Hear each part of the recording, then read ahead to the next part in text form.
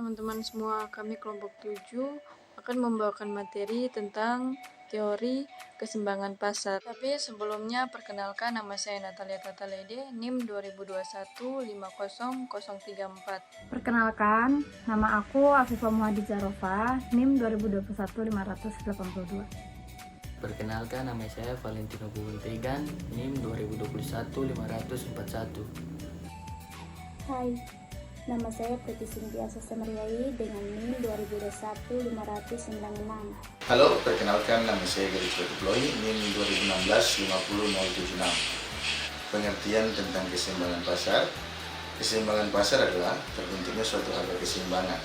Harga keseimbangan adalah harga di mana konsumen atau produsen sama-sama tidak ingin menambah atau mengurangi barang atau jasa yang dijual ataupun dikonsumsi. Harga ditentukan oleh kekuatan permintaan dan penawaran. Penjual dan pembeli biasanya akan selalu mengambil tindakan untuk mencapai kesepakatan. Situasi di mana jumlah penawaran lebih besar daripada permintaan disebut dengan surplus atau kelebihan. Dan begitu juga sebaliknya, situasi di mana jumlah permintaan lebih besar dari penawaran disebut dengan defisit atau kekurangan. Apa yang dimaksud dengan equilibrium? Equilibrium adalah keadaan di mana konsumen maupun produsen telah menyetujui harga barang. Sederhananya, telah terjadi kesepakatan harga. Setelah pasar sampai ke titik equilibrium, penjual dan pembeli akan puas dengan harga tersebut, di mana keadaan harga tetap setelah mencapai kesepakatan. Pasar sendiri akan bergerak ke arah keseimbangan. Inilah yang disebut dengan permintaan dan penawaran atau the law of supply and demand. Kita dapat menghitung jumlah keseimbangan dalam pasar menggunakan rumus berikut, yaitu QD sama dengan QS sama dengan QE, PD sama dengan PS sama dengan PE. Keterangannya yaitu D adalah permintaan, S adalah penawaran, P adalah harga, Q adalah kuantitas atau jumlah atau stok, E adalah keseimbangan. Dengan tampilan kurva berikut. Baik, di sini saya akan menjelaskan terkait tentang pengendalian harga. Adapun tujuan pengendalian harga adalah untuk melindungi konsumen dan produsen. Bentuk kontrol harga yang paling umum digunakan adalah penetapan harga dasar atau price floor dan harga maksimum price ceiling. 1. Harga dasar atau harga terendah atau price floor. Kebijakan ini dilakukan pemerintah pada saat adanya barang atau jasa yang harga jualnya terlalu rendah, yang mana dapat merugikan produsen yang menjual barang atau jasa tersebut.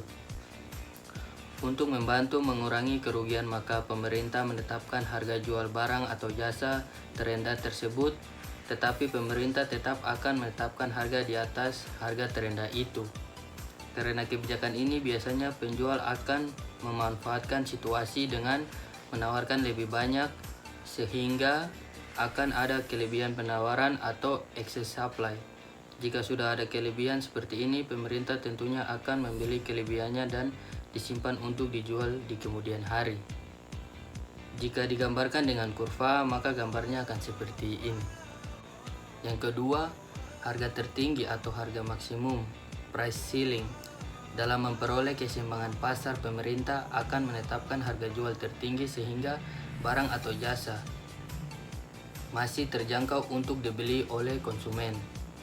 Harga tertinggi merupakan patokan harga tertinggi yang diberikan oleh pemerintah, jadi produsen tidak boleh menjual di bawah atau sama dengan harga tersebut, namun tidak boleh melebihi harga tertinggi. Ketika kebijakan ini dilakukan, maka akan terjadi kelebihan permintaan, sehingga akan terjadi kekurangan pasokan barang atau kelangkaan atau kekurangan. Cara termudah dalam menangani dan menjaga ketersediaan adalah dengan melakukan import barang atau mendorong peningkatan produksi. Jika kasus ini digambarkan menggunakan kurva, maka akan seperti ini. Faktor yang mempengaruhi. 1. Tersedianya barang sesuai dengan yang diminta. Seorang penjual akan menyediakan barang sesuai dengan jumlah yang diminta oleh konsumen. Jika barang yang tersedia terlalu banyak dan permintaannya sedikit, maka tidak akan terjadinya keseimbangan, bahkan akan berpengaruh pada besaran harga tersebut di pasar. 2. Persediaan barang sesuai penawaran pembeli. Untuk mendapat kesepakatan harga, pembeli akan melakukan penawaran kepada penjual. Pembeli pun akan membeli persediaan barang yang ada dari penjual sesuai dengan yang dibutuhkan. Jika kedua belah pihak telah sepakat dan menyetujui adanya kesepakatan harga yang ditentukan, maka harga tersebut adalah yang disebut dengan harga keseimbangan. 3. Keseimbangan permintaan dan tingkat ketersediaan. Kebutuhan pembeli akan barang yang tersedia di pasar membuat penjual harus memastikan jumlah ketersediaan barang dagangan. Barang harus terus tersedia dalam periode tertentu serta tidak menambah jumlah barang yang berlebihan. Maka pada saat pembeli melakukan permintaan terhadap barang tersebut dengan tidak mengubah jumlah permintaan, maka hal ini disebut dengan keseimbangan. 4. Adanya kesamaan jumlah penawaran produsen dan permintaan konsumen. Suatu penawaran akan disebut efektif bila produsen mampu menjual barang sesuai dengan jumlah yang ada. Produsen tidak akan menambah jumlah persediaan barang, sementara konsumen melakukan permintaan barang dengan jumlah seperti biasa.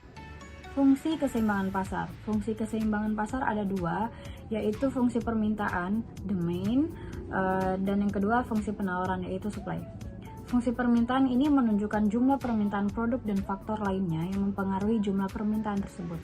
Dalam fungsi ini dikenal pula hukum permintaan, yaitu apabila terjadi kenaikan harga pada suatu produk, maka permintaan akan mengalami penurunan. Sebaliknya, jika terjadi penurunan harga, maka permintaan akan mengalami kenaikan. Sederhananya, hubungan dari fungsi permintaan ini terjadi saat harga dan jumlah barang berbanding terbalik.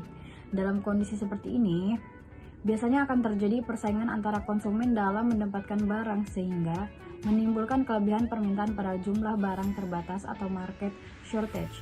Namun, jika permintaan tersebut terus-terusan meningkat, maka harga akan kembali melonjak dan menyebabkan jumlah permintaan dan penawaran menuju titik keseimbangan atau equilibrium.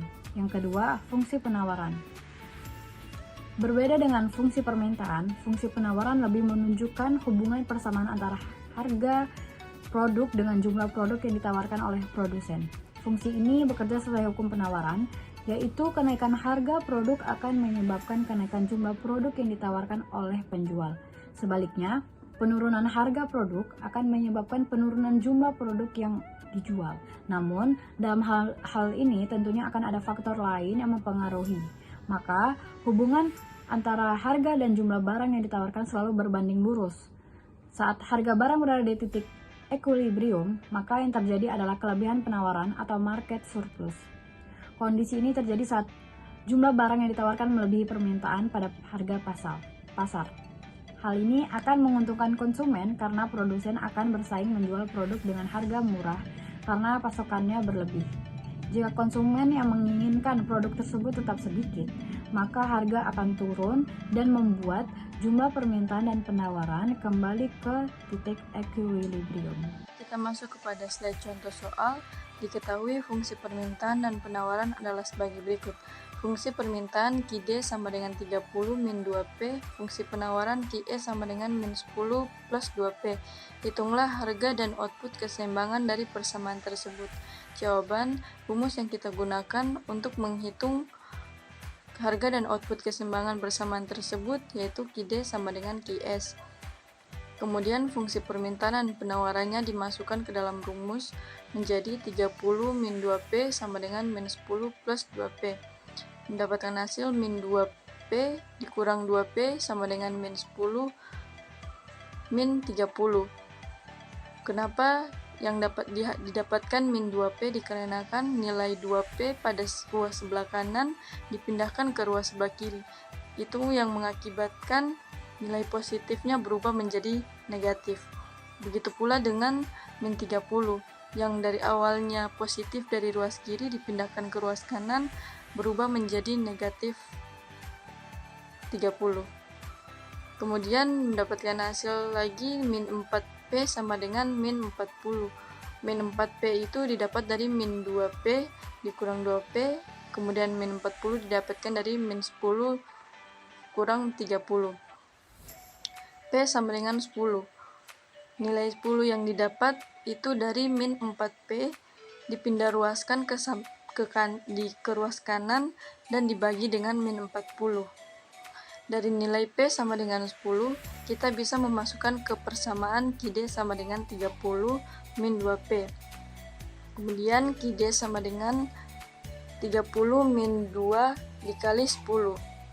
Seterusnya QD sama dengan 30 min 20 sama dengan hasilnya 10.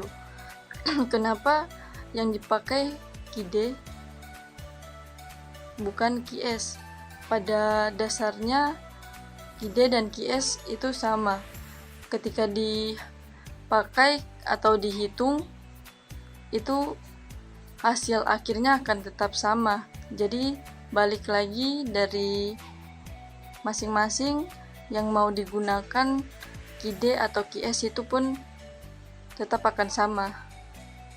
Jadi keseimbangan tercapai pada harga Rp10 dan output sebanyak 10 unit. Sekian video presentasi kami kelompok 7 dengan materi teori keseimbangan pasar. Mohon maaf apabila ada kesalahan kalimat, kata, ataupun pengucapan kami. Dan terima kasih. Semoga video ini bermanfaat bagi teman-teman semua.